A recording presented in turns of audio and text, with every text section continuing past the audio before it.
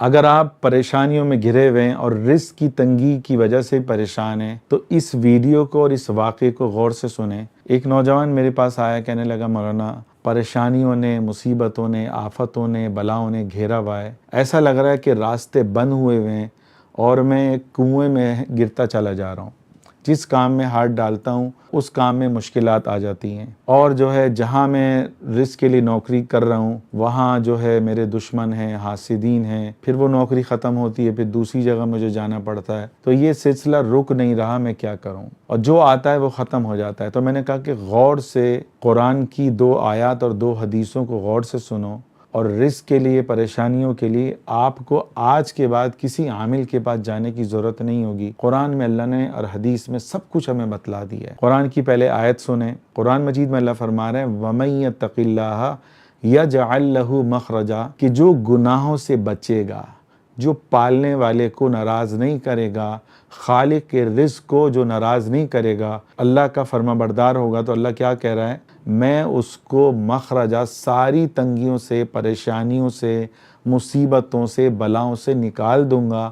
اللہ کی قسم، یہ قرآن میں اللہ کا وعدہ ہے۔ اسی آیت میں آگے اللہ کیا کہہ رہا ہے؟ وَيَرْزُقْهُ مِنْ حَيْثُ لَا يَحْتَسِبُ، اور جب تم مجھے ناراض کرنے سے بچو گے، میں تمہیں ایسی جگہ سے رزق دوں گا کہ تم گمان بھی نہیں کر سکتے، وہاں سے میں تم پر رزق کی بارشیں برساؤں گا۔ 2 آیات میں 2 مسئلے ہمارے حل ہوئے۔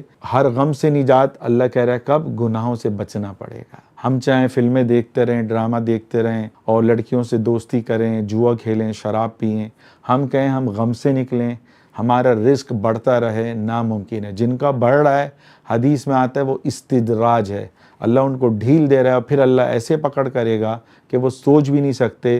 بعد اوقات اللہ ان کو اتنا منحوس سمجھتا ہے اور وہ اللہ کی نگاہ میں اتنا گر جاتے ہیں کہ اللہ کہتا ہے میں تمہیں ڈھیل دے رہا ہوں تاکہ میں قیامت کے دن تمہیں زیادہ سے زیادہ عذاب دے سکوں۔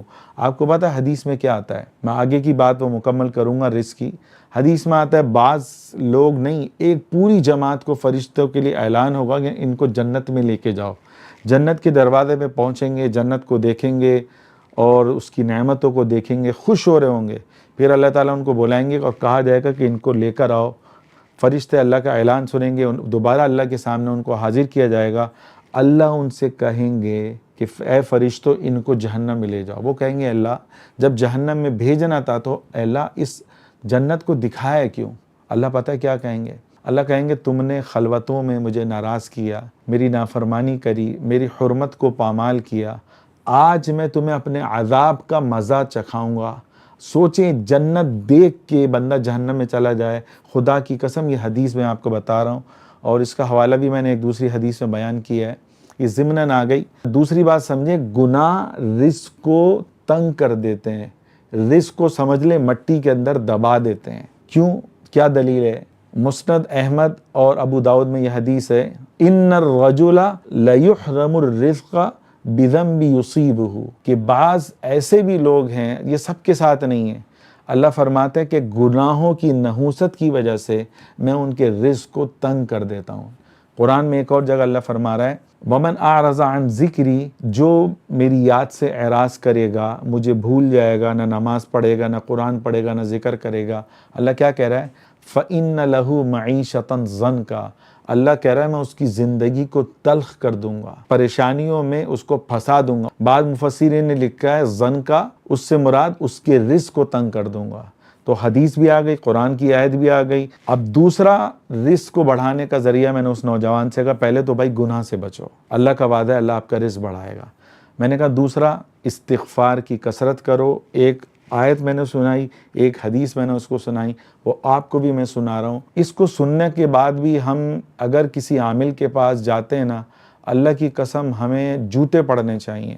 میں حقیقت بتا رہا ہوں، اس بندے پر جو چونٹی بھی گزر رہی ہوگی نا، وہ بھی لعنت دیتے ہوئے جاتی ہوگی کتنا بے وقوف ہے، بدنصیب ہے، قرآن حدیث سننے کے بعد بھی عاملوں کے پیچھے در در جا رہا ہے۔ اس کا مطلب حقیقت میں اس پہ کوئی ایسی لعنت پڑی ہے، اس نے کسی کو ایسا تنگ کیا ہے، اس کی وجہ سے یہ پریشانی میں مبتلا ہے۔ اب دوسری قرآن کی آیت اور حدیث سنیں کہ किस वजह से, दूसरा रास्ता क्या है जिससे अल्लाह रिस्क को बढ़ाता है। कुरान में सूरह नूह में अल्लाह कह रहा है इस्तगफिरू रब्बकुम इन्नहु काना गफ्फारा युरसिलिस समा अलैकुम मिदरारा। मेरे नबी इनसे कह दीजिए तुम इस्तिगफार करो, तुम्हारा रब बड़ा गफूर रहीम है, बड़ा बख्शने वाला है। युरसिलिस समा अलैकुम मिदरारा, इस इस्तिगफार की बरकत से तुम्हारा रब आसमान से मूसलाधार बारिशें बरसाएगा, उनके खेत जो खुश्क हो चुके हैं, बंजर बन चुके हैं, उस पर हरियाली आ जाएगी।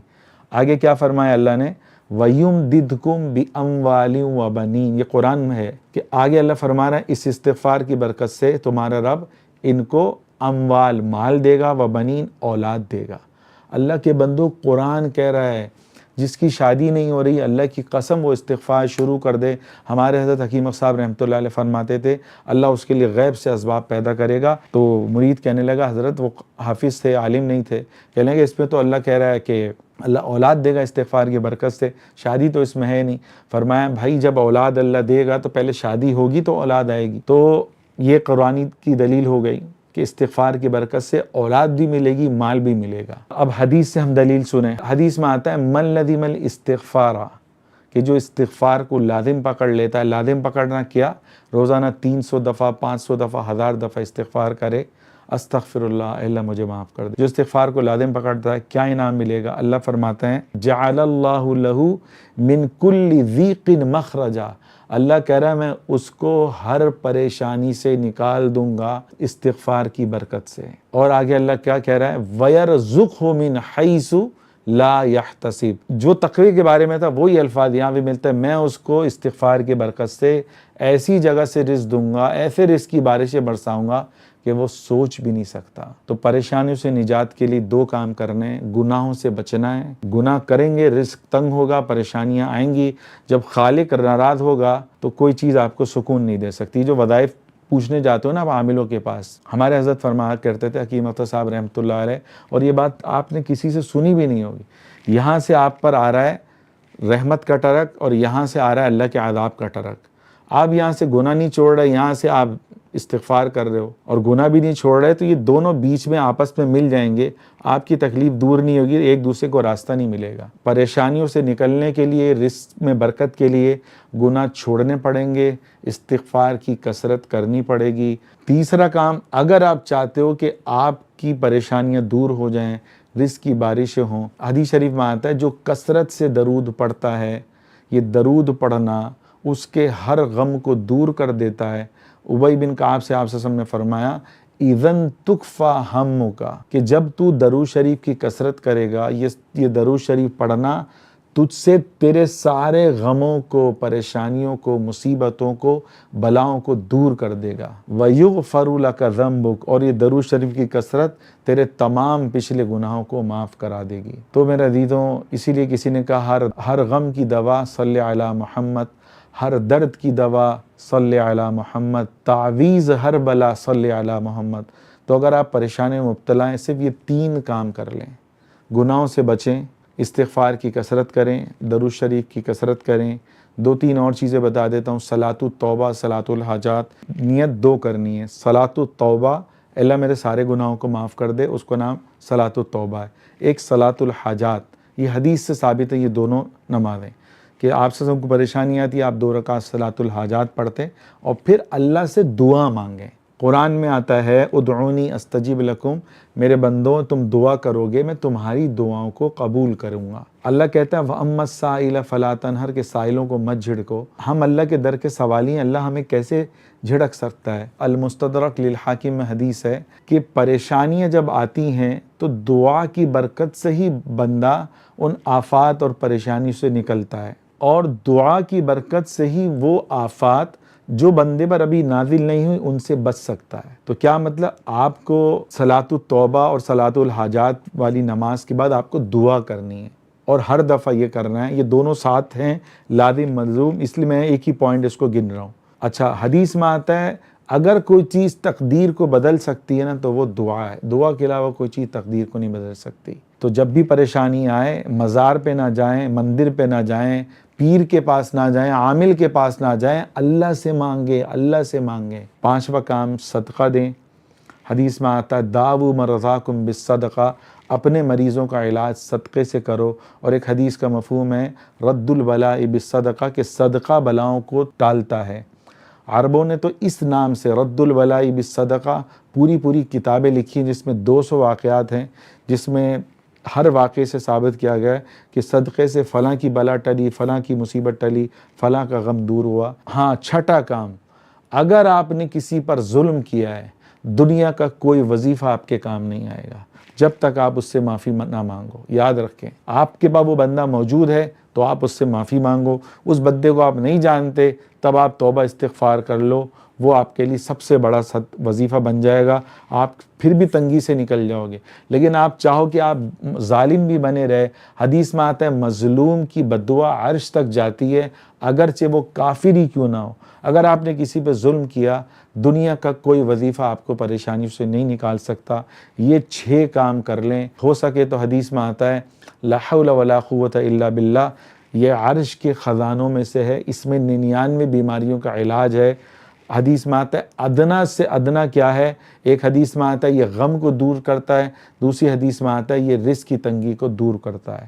تو یہ 7 کام کر لیں، آپ کے ساتھ بڑے سے بڑا بھی مسئلہ ہے، اللہ کی قسم جن جادو کا بھی مسئلہ ہے نا، وہ بھی حل ہو جائے گا۔ اگر آپ جن جادو میں مبتلا ہیں تو 8واں کام تو معوذتین سورہ فلق اور ناس پڑھیں، جنات کی پریشانی میں ہیں تو کثرت سے آپ آیت الکرسی پڑھیں 41 دفعہ روزانہ، معوذتین بھی 41 دفعہ پڑھیں، وہی پانی یوز کریں، آپ کے ساتھ جن جادو کا مسئلہ ہوگا۔ حدیث میں آتا ہے جس پر جنات کا مسئلہ ہو وہ سورہ بقرہ سنتا ہے تو جن اس گھر میں ٹھہر نہیں سکتا، اور جادو کو سورہ بقرہ توڑ دیتی ہے۔ تو اس کا اہتمام کریں، یہ ہر مسئلے کا آج میں نے آپ کو حل بتا دیا، پھر بھی ہم کیا کہیں کہ عامل کے بعد جائیں کہ حضرت تعویذ لکھ کے دے دیں۔ تو کوشش کریں ہر پریشانی کا علاج، چاہے جن ہو، جادو ہو، شادی نہ ہونا ہو، اور جو ہے قرض ہو، تنگی رزق ہو، اور ساس بہو کا جھگڑا ہو، شوہر ناراض ہو، ہر پریشانی کے لیے میں نے آپ کو یہ 7 اور جن اور جادو کے لیے 2 چیزیں 9 چیزیں بتا دی، اس میں ہر غم کا علاج ہے۔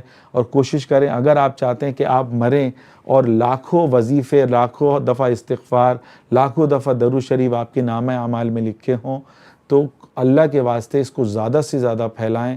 اس کی وجہ سے ہزاروں لوگوں نہیں، لاکھوں لوگوں کے اللہ نے مسائل کو حل کیا، اور یہ 1400 سال نہیں 1500 سال ہو گئے ہیں آپ سے کو گزرے ہوئے، 1500 سال پرانی یہ وہ چیزیں ہیں جو قرآن حدیث میں موجود ہیں، جن سے ہزاروں نہیں لاکھوں لوگوں نے استفادہ کیا۔ اللہ تعالی ہمیں اس کو زیادہ سے زیادہ پھیلانے والا بنائے۔